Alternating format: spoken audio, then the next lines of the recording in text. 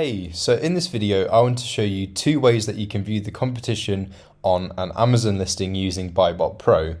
Now the reason why it's so important to know who exactly you're up against is for that knowledge. You need to know who you are up against.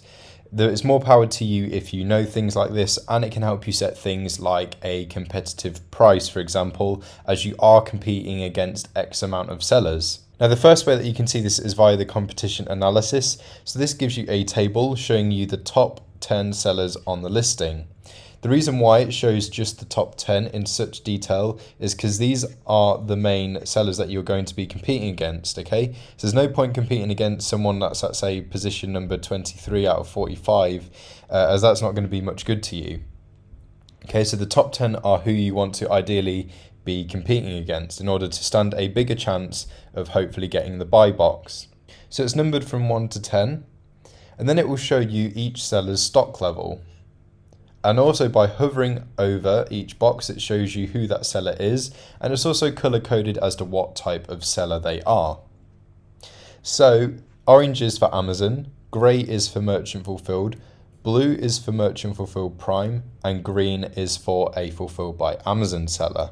Now, depending on what type of seller you are, you may want to remove something like the FBM competition, for example, if you are an FBA seller and you are more concerned with the FBA competition. If that is the case, then you can use this toggle up here to put it on Prime only. It will show you all of the FBA sellers, the merchant fulfilled Prime sellers, and Amazon themselves. So you can look at the data that is completely relevant to you. But let's put it back on all offers. Then you can see the price that they're selling the item for, and when it's in bold, that will then show you a breakdown of the price of the product plus shipping. If you were to sell at any of these prices here, this would be how much profit you would make. So if you sold this item for £54.99, you would make £15.37 profit. This would be the ROI you would achieve as well. And the last column here shows you the amount of reviews that each seller has had and what percentage of the feedback they've gotten is positive. Underneath this table, you get a summary, so you can see the total amount of stock that the top 10 sellers have got, so it just adds these up, and that will change if you switch to Prime only. It'll add them up here. And then just to make you aware of the grander scheme of things, you're also able to see the total amount of sellers that are on the listing. So there's 6 Prime sellers in total and 32 merchant fulfilled sellers. If there are more than 6 Prime sellers, and you switch to Prime only, it will show them here as well. So it's not the case of when you switch to Prime only, it will just show you the Prime sellers that are on this side of the competition analysis. If there are more there, and maybe they're a bit further down, and you switch to Prime only, it will bring them up and fill up this top 10 here. A cool trick that I can show you with the competition analysis as well is if you click on any of these stock levels, so let's click on this one here.